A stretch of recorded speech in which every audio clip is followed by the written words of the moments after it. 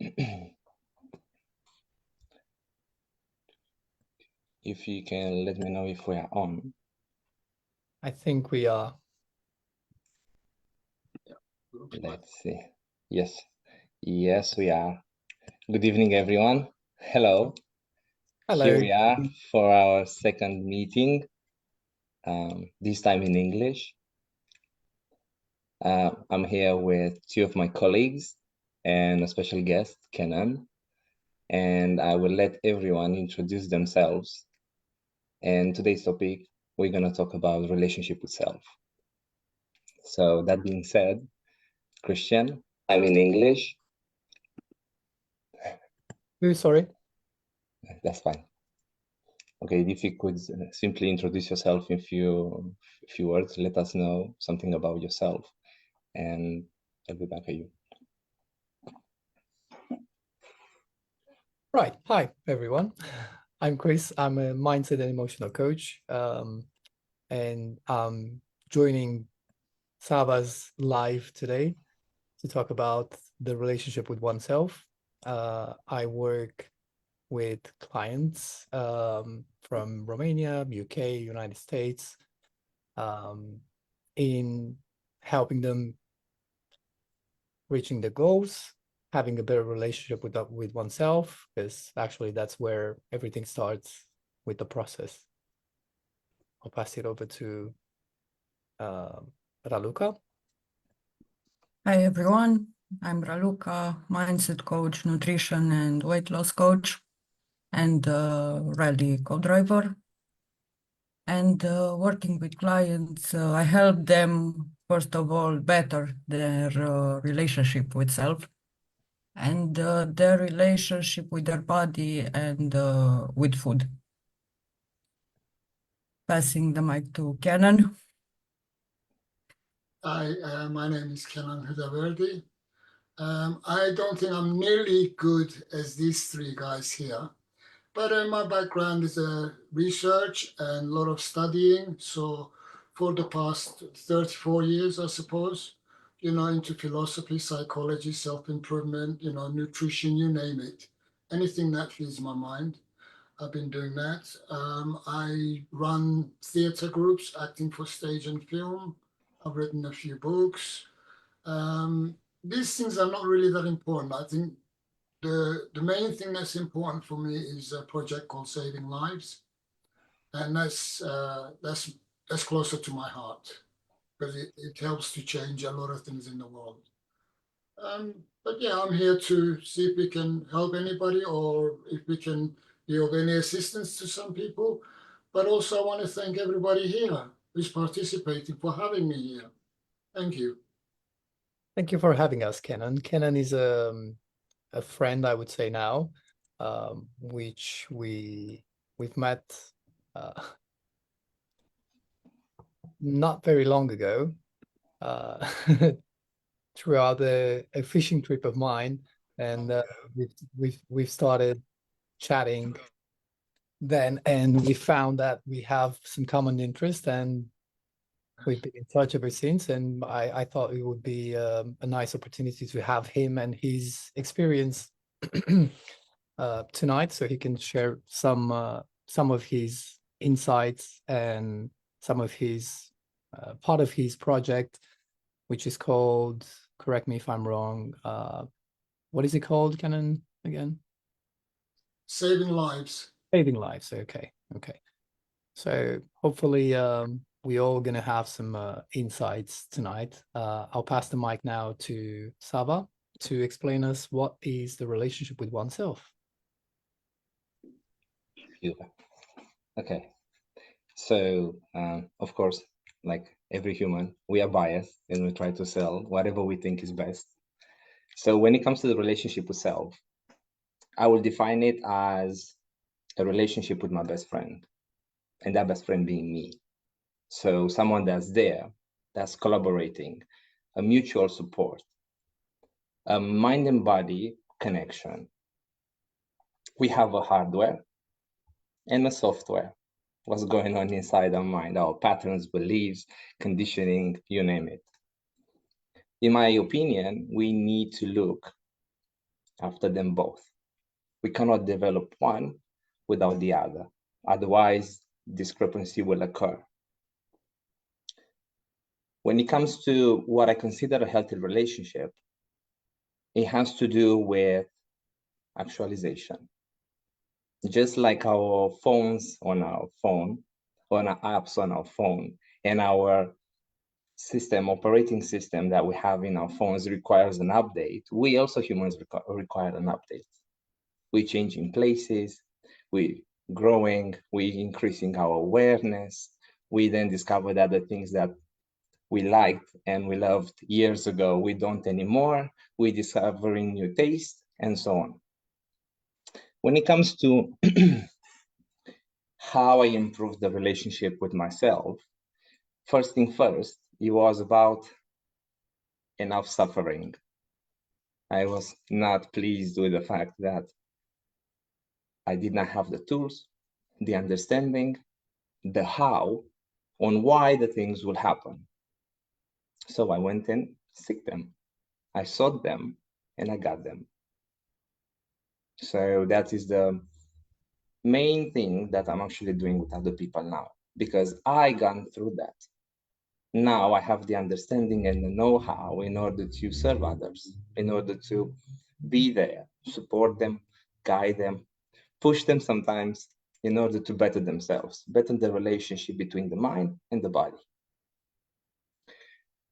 I do have a very good example with a long-term client of mine. And in long story short, when I worked with her, I remember it was really tough. She was coming from a place of pretty similar as mine, would not understand. There was a lot of suffering, and I would like to change that, to improve that. So through a lot of self-work, as in changing the places that this person will visit, the relationship will have with herself and with the parents, to the TV shows you will watch, the books that you read. All these have changed. And now this person that I'm still working with, he has a new home, new friends, better things to do. The relationship with self, with the body, it's not the same as it used to be. Medication has dropped, a lifestyle has improved. So in a nutshell, this is what I do think that the relationship with self is about: actualization and change. We look after our body and mind to create a relationship, an harmony. I'll be back to discuss more. I will right now. I would like to let Christian or Raluca want to go first.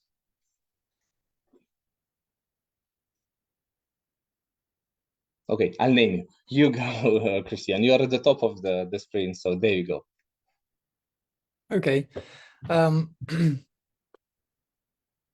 Through my own experience, I went through some very difficult times. Like everyone else, anyone else, we all have our challenges throughout our lives. And I came across therapy at one of my lowest points in my life, and I have then discovered why is it important to have a relationship with the self, and what is a healthy relationship with oneself. I'm pretty sure we all have our own struggles, and we all tend to blame things outside of us, like other people, other circumstances, things that are not working out, and we tend to overlook the most important thing that comes in all these circumstances, which is ourself.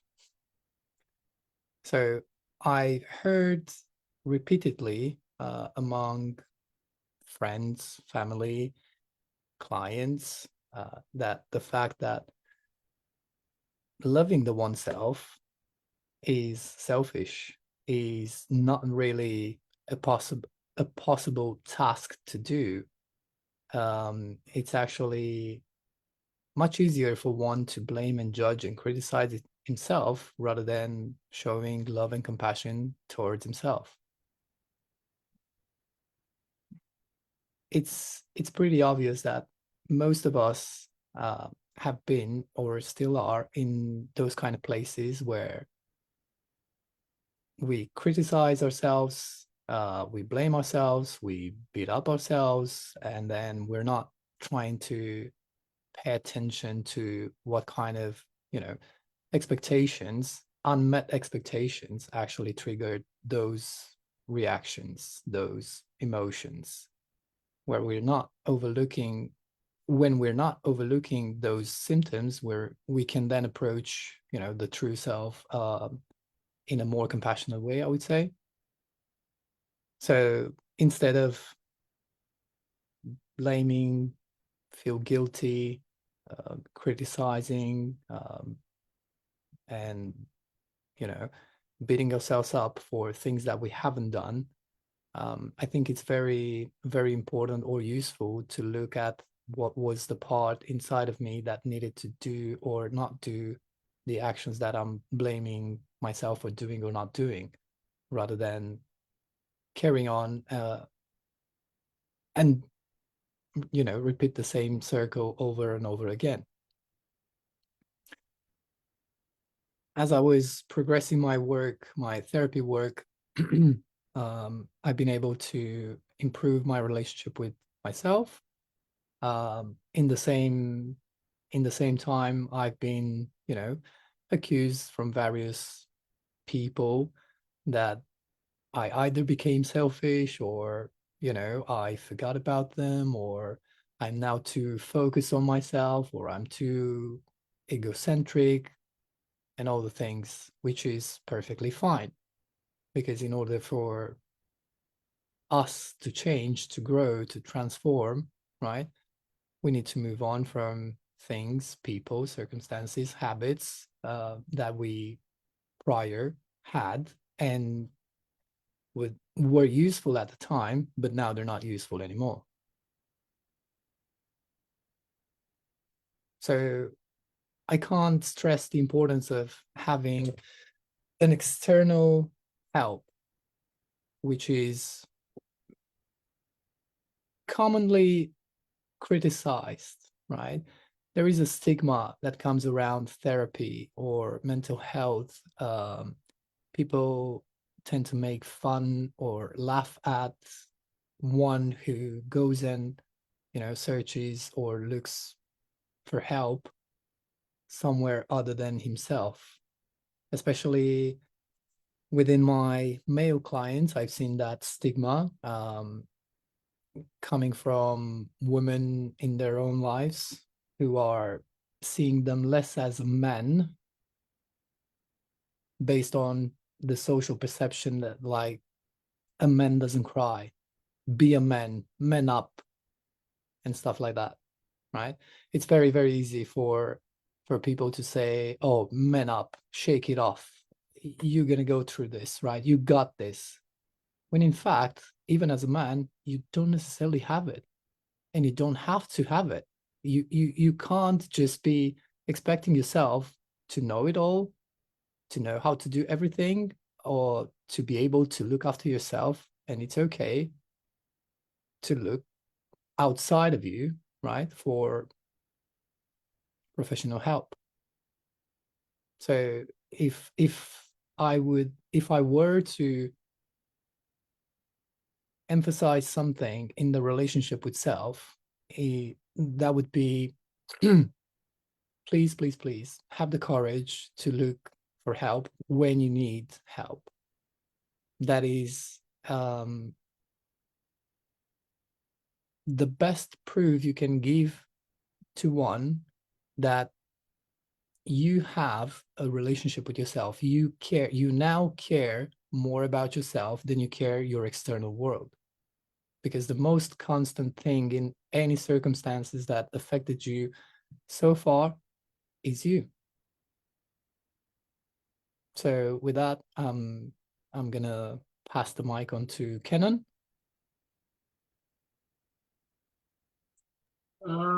Okay, so we're talking about relationship with oneself. Indeed. So I'm going to start by saying a simple quotation that says, You will live and you will die within the confinements of your own mind. Okay? So you think about that, what it means. So to have a relationship with yourself, I mean, like Chris, I have to admit, I've been through a lot of things that I didn't understand. I didn't, but what helped me was I had a choice. When I didn't have any education. So at the age of 32, I decided two things I'm going to do. Either one, go into business or educate my mind. I chose education, but I wouldn't read any book. No. It's got to be philosophy, psychology, anything to feed me, to move me forward, to make me understand how things are done, how things are achieved, and so forth. So for me, the greatest relationship you can have is got to start with yourself. Because if you don't have that relationship, how can you have a relationship with somebody else? Full stop. And nature shows us in many different forms. All growth is from within. You grow out. You look at plants. You plant a seed, a tree grows. Okay? Animals, inside out. Everything grows from within. So growth, education, you call it what you will, learning and coming to terms with life, it grows with yourself, your own acceptance, your own shortfalls, and you got to accept yourself for who you are, what you are. It doesn't matter. Nobody's perfect. A tall man may think he wishes to be short. A short guy wants to be tall. One is beautiful. One has got this, Another thing I want to stress here is this. There's a misconception, huge misconception, that people think if they had a certain thing in life, that they would be happy. I asked them, if you're not happy now, how is that thing going to make you happy? It's a simple question. You can't. So the relationship you have with yourself, okay, is the most important relationship, because, to love yourself, okay, is to love others. By giving, what are we doing here? We're giving, we're sharing because we love. And as simple as that, If I may interrupt, give us an example of self-love. Well, self-love, I'll give you a perfect example, okay? Self-love. The other day, I heard there was a tree here, I'm in St. Clements. There's a tree here. They said it's 400 years old. It's called the mulberry tree. And my friend came and her mother, they like this fruit. Now, I've never tasted it. So I wanted to go and pick a few and taste it. So I go to the pub and I ask permission, can I pick a few? They said, yes. So I go in the garden, but in the garden is full of people eating lunchtime. And I'm at the back of the garden and I'm picking these things. And I can feel everybody's looking at me. And sure enough, I look around and everybody's looking at me. They stop eating. They're looking at me. What's this guy doing? So I said, listen, everybody, don't worry. I am not stealing. I have permission. That's it. It's self-confidence. Self-confidence, believe me, it's the most powerful thing you can have. And you can only get that from self-love. Self-love, self-confidence is exactly the same thing. There's no difference. It's having the ability to be yourself no matter where you are. Whether you're with the poor people or whether you're with the rich people or, whether you're with the people who are unfortunate. It's to be yourself, to give. If somebody needs guidance, you can help. It's free. What good is having information if you can't share it? I don't know. For me, it just doesn't make sense. So you share. And there's many times I've come across people who I just quickly say to them, and they say, oh, I didn't think about that. Okay, well, it's free. So by giving, you receive. And how do you receive? You receive because it makes you feel good. You cannot give without receiving. That's life. True. Thank you, Kenan. Shall we pass it on to Raluca then? So, my opinion about the relationship with self is a little from everything all you guys said. And what I'd add is that we try to get rid of the so-called negative emotions. And I also wrote a post today, especially on this topic. And thinking that if we work with ourselves, there will come a time when we'll be only happy, it will be only peace in our life. But that is illusion of the mind. That's not possible because these emotions come in pairs. You want to get rid of one, you'll also get rid of the other. Or if you want one, the other will come towards you so you can accept it and make peace with it. So this relationship with self, as I said, is accepting that you are perfect just the way you are, with good emotions, with bad emotions, with good parts, with bad parts.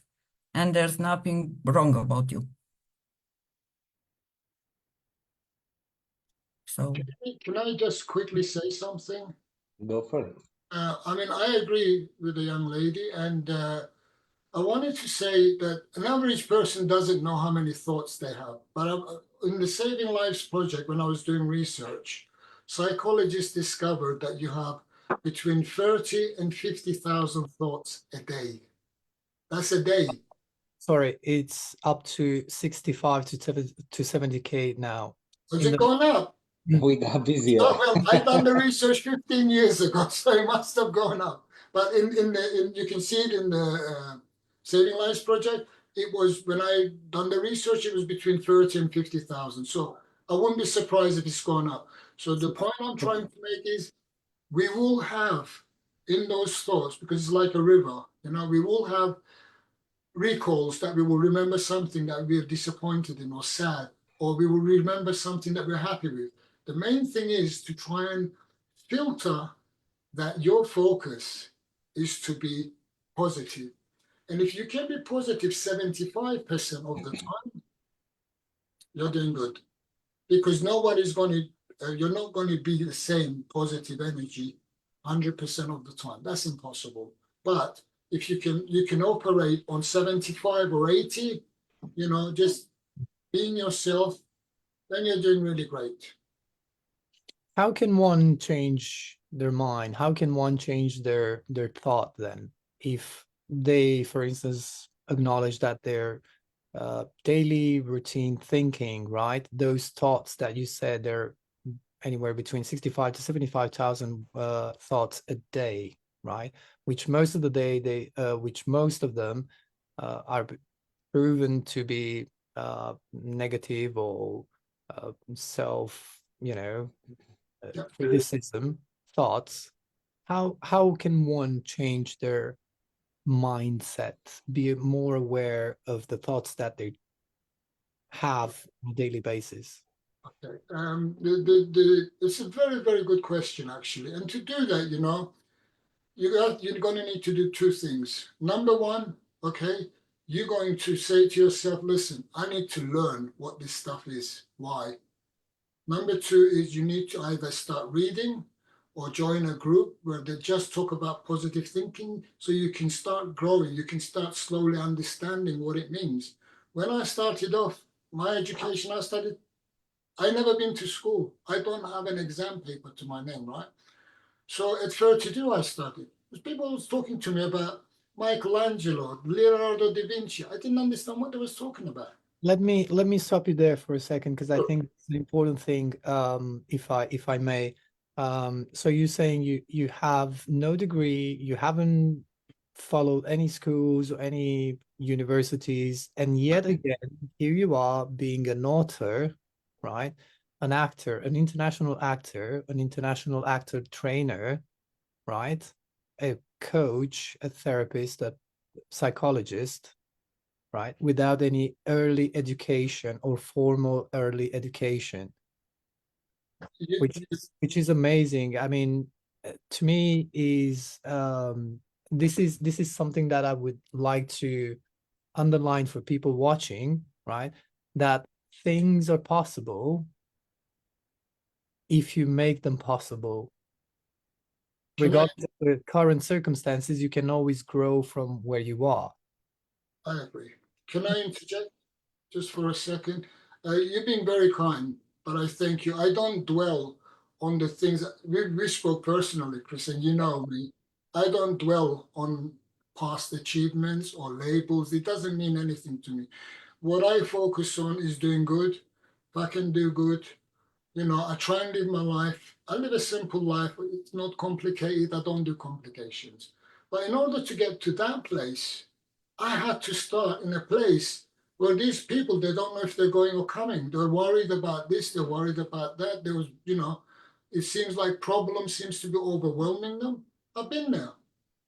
But it's only through education that you will find that you can, achieve things and move on. One of the presidents, he said, he says, if a man is hungry, he said, and he's starving, he will come to the train station, to the freight trains, he will open it and he will steal a few things to eat, he said. This is an uneducated man. But an educated man, he said, he will steal the whole railroad. So education is the key. But education, I don't mean getting a degree. That doesn't mean anything. Like a university, that's not real education. And many people will tell you that, because if it was real education and people who go to university, they achieve it, they knew the secret. Right, but that doesn't apply to every one of us, Kenan, because we know successful people who have a scientific path, or they went to unis, they done their PhDs and all that, right? And they became successful, and then in the same time, people who've done all of these as well, but they haven't done anything with it. Right? Yes, I agree. I just want to say, I totally agree with what you say.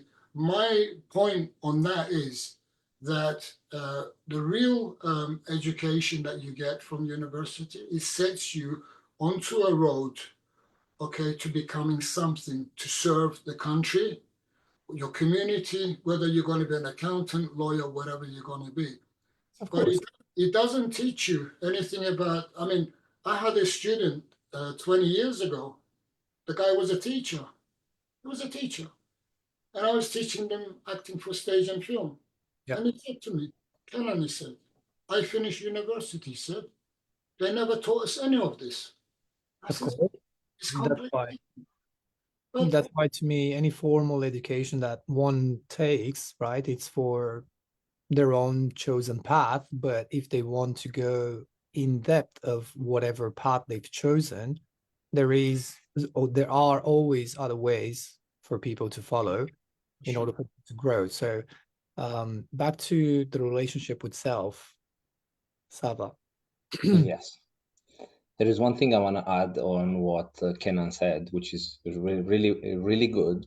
And I want to reiterate, is the idea that education implies practice as well. I'm not saying that Kenan has not said that, but I want to make sure for everyone that's listening to us, education is not reading a book or understanding a concept without applying it. In my day-to-day role, either at the gym or here, the online coaching therapy that I'm doing, it's one thing to look at the machine and it has a label on it saying, oh yeah, this one is for tricep. But if you see someone else doing it, yet you don't have the idea of how to engage the muscles, what's the right position, how does it feel to you, what's the right amount of weight for yourself, and so on. So if you don't put the practice, if you actually don't apply something, then it almost equals to zero. It's like I'm reading a book, and this is something I want to invite you to do as well. So if you ever read a book, which I'm sure you will, my suggestion is take one or two key concepts from there and apply them. Apply them. Otherwise, what's the point of reading a book that might have 500 pages? Depends. My research can have 1,000. And if there is not one thing I'm applying it, it's one thing to understand it. That's how it works for that person or how that things work. But how about putting it in real practice, right? Yeah, of course. So that's what I want to add on top of what Kenan said. Can I just quickly jump in? I totally agree. When I speak, I don't just speak to furnish anything or this and that. It's tried and tested. I have tested so many things. This is why I talk on the subject. It's not because like I'm a professor of this or that. I'm not. But I have tested it. And you have to test, like you said, Sam. You have to test to prove to yourself that it works. There's no good telling somebody, try this and it's going to work on you. You have to test Yeah. it yourself to understand it, how it works. You know what it does. Anyway, I'll keep going. Yeah, that's perfect. Thank you. Now that we're getting towards the last part of our live, I will address a question to one of you, and then to you we'll address another question, someone else, and then we'll try to bring something that our audience might benefit from. And my question, it will go to you, Kenan, first, because you are our guest as well. So I am intrigued. Tell me, there is one thing you learned about yourself that you didn't know about relationship with self, and then you applied it with others, or you try to share it with others. Okay, Thank you. very simple. It's called self-confidence. When I was younger, I didn't have it. You know, I was a handsome young man, you know, blah, blah, as we all are when you're young. You're fit, but no education, no self-confidence. But by reading and studying outside schools and universities, and I'm talking about very serious studies. I mean, I used to read sometimes a book in a day. I was hooked on it. So confidence is what you're going to get. It doesn't matter what field you're going to apply yourself in. You're going to be, I mean, it's like somebody, if they said to me, you know, I can do this, and I know they can do it. And they said to me, oh, they said I couldn't do it. I said, who's an expert? You or them? Simple. Who knows more, you or them? You've been doing this for 20 years, 30 years. Experience is the mother of all education. I rather listen to an old fisherman telling me something real, okay, sincerely, than listening to somebody else who's supposed to be something. You know, it's self-confidence. I mean, self-confidence is everything. You know, what can you not do with self-confidence? Self-confidence covers self-belief. Self-confidence covers your strength. Self-confidence covers courage in a time of adversity. You know, it covers a lot of things. Self-confidence. You know, you can't. That's it. Thank you very much for your question. Now, if you can please ask a question to either Christian or Raluca, a question of your choosing that's related to relationship with self, please. Well, I'd like to ask a question to Chris because I've been wondering for a while. Chris, can you tell me a nice place where I can catch a sea bass? I can definitely show you that in No. a couple of days. Chris, I mean, can you just give us a little bit of an insight of self-confidence and, you know, self-belief and self-love and all that kind of stuff? Because I find him, honestly, we recently met, but I admire him and I respect him. He's a wonderful soul. So please enlighten us, you know. Thank you.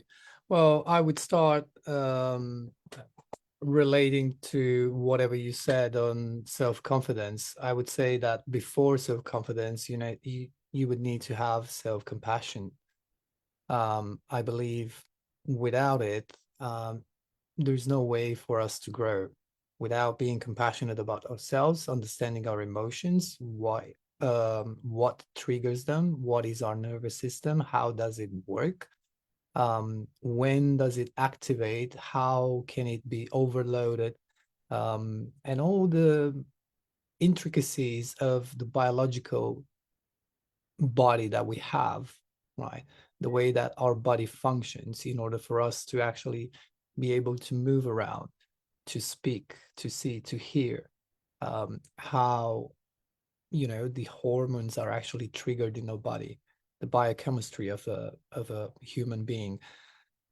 Without knowing all these informations, without knowing how you react, I mean, I would say that's a little bit deep, but I would go as superficial as knowing what triggers you, when the trigger comes, and at least have a little bit of curiosity. a little bit of self-compassion to try to at least understand where are these emotions coming from. How can you not only manage them, but be able to foresee them, to have a view, to know what to expect, and instead of being in a reactive mode, right? When something outside of you triggers you, what you do is you react, right? You either run or freeze or fight. So instead of going in that survivor mode, which completes those pictures, right? You will now be able to act instead of react. So for me, the most important thing in a relationship with the self, I would say, would be compassion, patience, curiosity,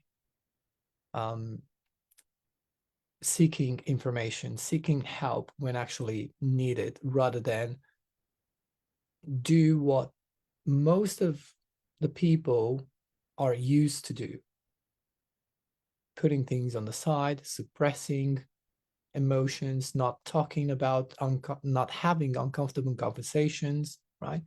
And having uncomfortable conversation is what will actually create or allow space for self-confidence to come into play. Without having an uncomfortable conversation, you cannot set healthy limits, you cannot set healthy boundaries, you cannot make your voice heard clear enough for others to actually understand who you are and what you are about. And then obviously there's many parts to the relationship with self, knowing someone's values, knowing someone's needs, knowing their personal expectations. Because, for instance, every time we get into a relationship with someone, we have, hidden expectations, and we're not actually talking about them. This is what, causes most of the relationship to fail. That's why the relationship with self should be a mirror, or will be actually a mirror of our, relationship with others. So with that, I'm just going to pass it to Raluca, and then I'm going to come back in and give you all a short exercise that everyone can do at home, hopefully to improve the relationship with yourself.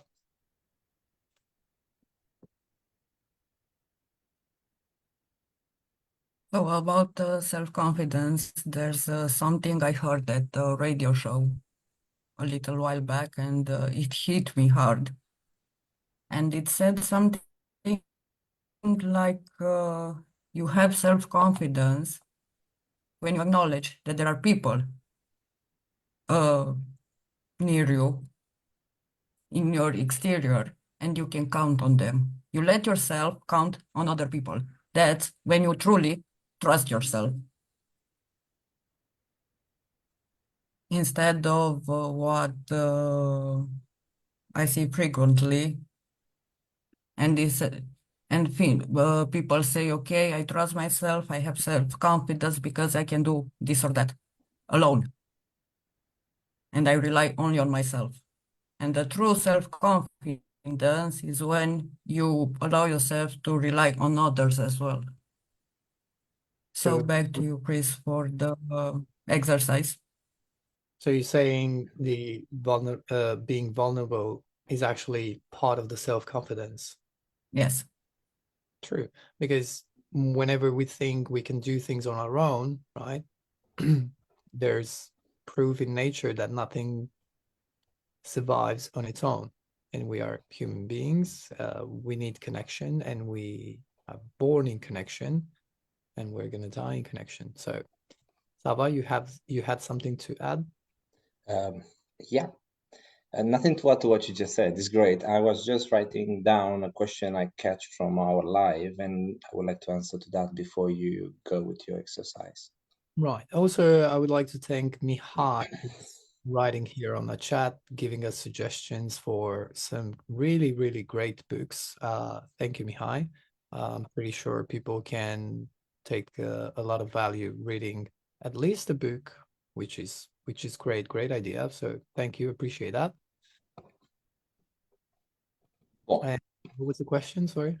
So we have a question from Lumi that says that what are the first steps to improve or to build the relationship with yourself? And the way I see it, it's first, it has to do with wanting to improve, wanting to change. Something that I say often is you can't help someone that doesn't want to be helped, or you can't save someone that doesn't want to be saved. Okay. So it has to start, please. When you say you need to want to change or you need to want to grow, what do you actually mean by that? Because I want to change. I wanted to change, right? I wanted to grow. I wanted to be successful, but my actions weren't there. Super. I'll take you for example. So you say that you want to change, but you just say it. There is no action that's taken. So you speak a lot, but there is little action that you're taking. So first thing first, doesn't matter how much you speak or how much you want to change if there is no action towards that. You don't move the needle. So that's Ladies, gentlemen, would you excuse me? I need to go. Is that okay?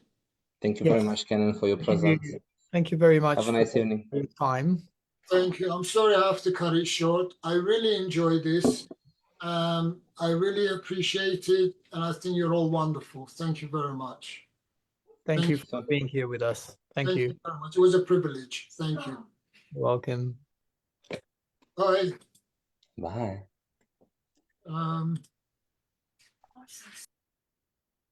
Right. So go on. Okay. So we take you, for example, right? You say you want to change. All I'm hearing is words. So let's say you are presented with the opportunity to change. Even though opportunities are there, you might not see them because you don't want to change. So there is a saying in X-Men that it says it all started with awareness. So biologically, you need a little bit of awareness in the sense of, okay, I want to change, but I don't know how. But I know I suffer. I know it hurts. Therefore, if I acknowledge it hurts and I want to change, the next step I was about to suggest is go seek help. It's something similar that you just mentioned at the beginning of our live, when you say, please go for help, or at least share your challenge, share a problem with someone. Go and ask. If you don't know how, go and ask. So let me reiterate the steps. So in my perspective, you will be, if you want to change, so first you need to want to change. Otherwise, it doesn't matter how much I'm saying you need to change. You won't change it unless you agree on it.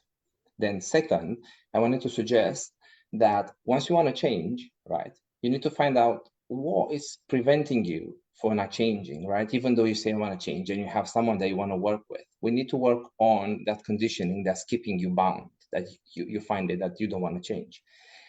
And of course, with the help, then work on the specific patterns. So you said earlier, let's take your example to make it short. You say that you want to financially, what did you say? I wanted, right. So I was at a point in my life when I wanted to be financially successful, whatever that was, the meaning that I was attributing. To have more money? Exactly, because it was nothing specific. It was nothing concrete. It was nothing that I could have spoke about, right? So I just knew that I wanted to be financially successful, but I didn't know what that actually means, right? So I was pushing myself, right, that I want to become financially successful without putting in practice whatever steps I had to do in order to get myself there. Okay, super. So what I'm hearing is you wanted to be financially successful. You did not know what financially successful mean. You are now actually having something specific that you try to achieve. Exactly. And you're talking about you're not doing. Mm-hmm. So there you go. If there is interest or need or wanting to change, and you go and tackle the problem. I want to be financially successful, whatever that means, right? That's first step. I take a step forward. Then that's one. Then the other one that I'll suggest you will be to clarify what that means to you. Right. Because you have like 10 paths you can go on, and maybe 9 of them, they're not for you. So you need to set an intention. Where do you want to go? And follow that. If that doesn't seem that works for you, then try another, and so on and so on. So yeah, there would be, hold on, because I'm getting lost in too many details right now. So first thing first, wanting to change. Second, clarity, Right. or the thing that you want to go for. And 3, if you can't do that on your own because you might not be equipped with information, support, someone to hold you accountable, there is people that do so, then find yourself someone that will take you there, or at least show you the way, that will walk the walk with you for some time until you finally, just like a baby, you learn how to walk on your own 2 feet. Something similar that we do. The 3 of us, that's what we do. We're not literally holding adults from their hands, but that's what we do. We're guiding individuals Right. towards their goals, towards their interests, towards their new ways of growing and whatever they want to achieve. I can see that now. I can now see that most of the things are going around this principle: seek help when you need help. And I would strongly suggest that, you know, we focus on this kind of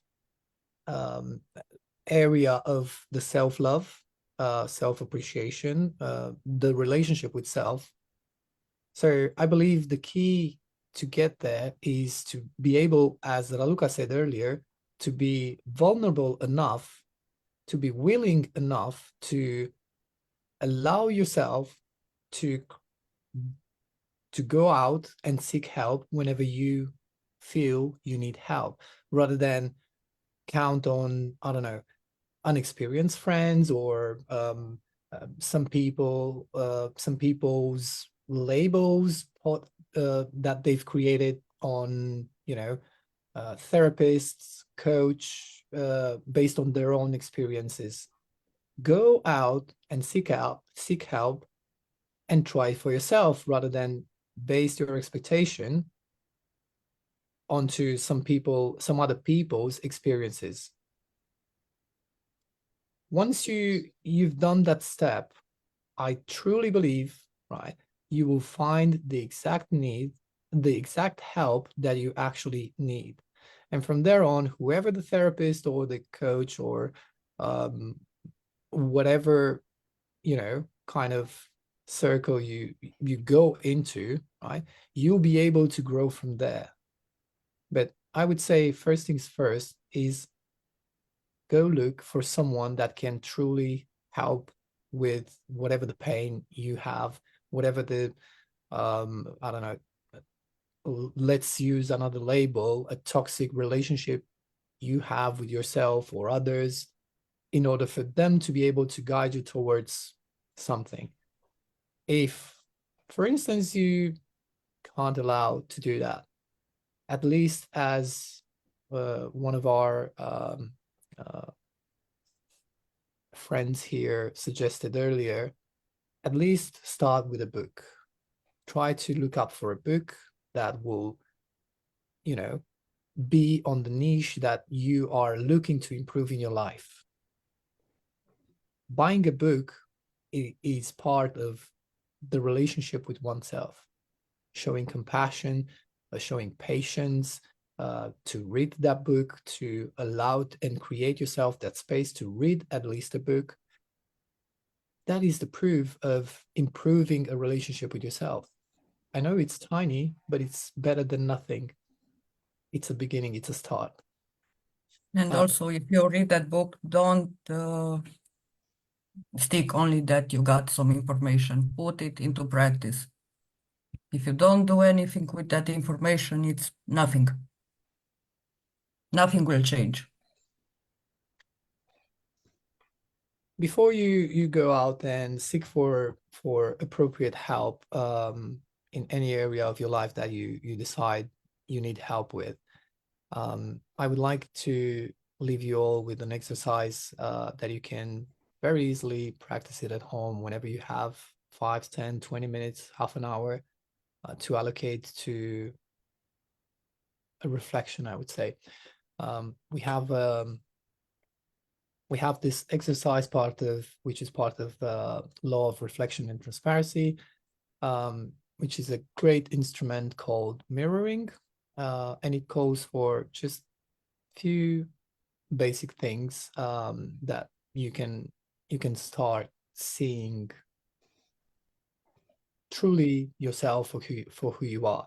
So think about one thing, trait, action, or inaction you despise the most in whoever is in your circle, right? You might have had an argument with your mother, you might have had an argument with your spouse, your husband, your friend, your sister, your brother, whoever it might be, right? Think about, just bring that person in your mind.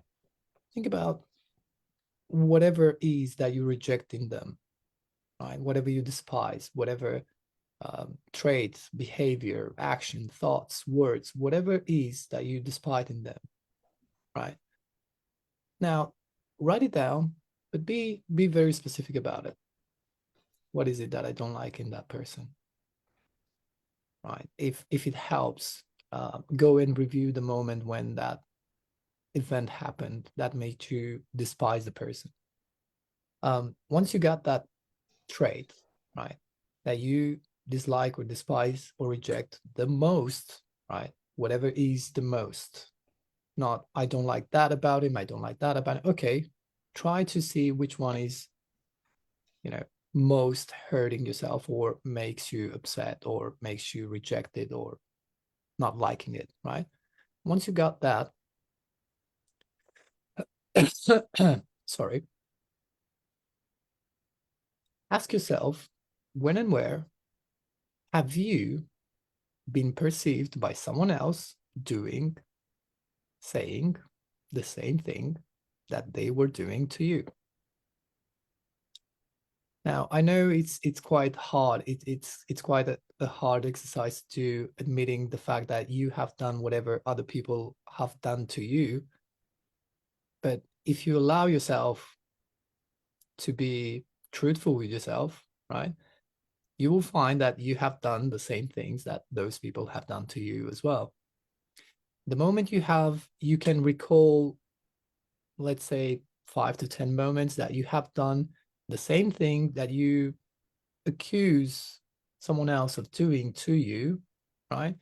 Ask yourself, what was the mindset I was doing or not doing, taking that action, displaying or demonstrating that trait, right? What was the mindset that I was doing it from? What was the reasoning? What did I wanted to achieve there? Obviously, you're going to say, well, it wasn't malintended. I didn't want it to harm someone else, right? But when they've done it, they hurt me. They've done this to me. So we're accusing them for their actions, but we're justifying ourselves based on our intentions. No, I didn't want it to hurt them. I wanted good. That's why I snapped. That's why I yelled. That's why, I don't know, send my kid to his room or whatever, right? Now that you have those moments where you can clearly see that you have done the same thing that other people have done to you, you're going to find yourself being more compassionate about whatever they've done to yourself. And you're going to be able to see that whatever you have done that you're not proud of was also visible, was transparent, right, for others. Others have seen that whatever you don't want them to see. Very nice.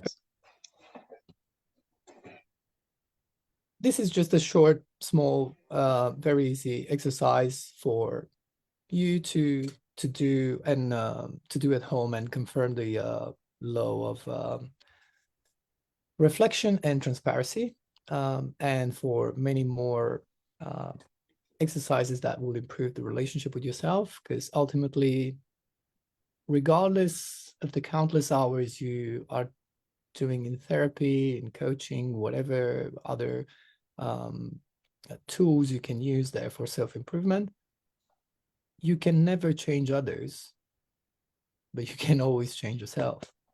So for any other tools you would need, any other questions, give us a shout privately, publicly, doesn't really matter. We're here to serve and help whenever we can, however we can, based on our experience, our expertise, and we're happy to help whenever needed. So thank you, Sava.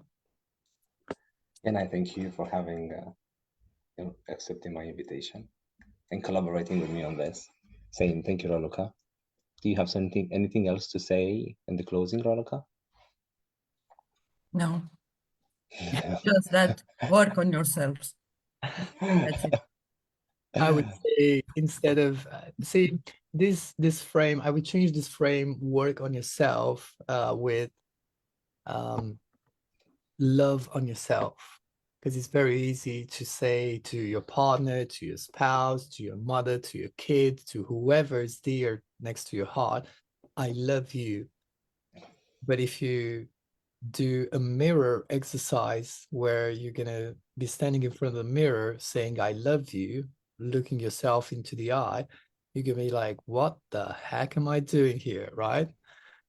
So it is not easy, but I would say try to show a little bit more compassion to yourself. And as Raluca said earlier, you're perfect just as you are. You just have, one-sided perceptions. And if you need to work on these, all three of us, we're trained to help you put things back in balance. So thank you. Thank you, everyone, and have a nice evening. Looking forward to see you again. Bye. Bye. Bye.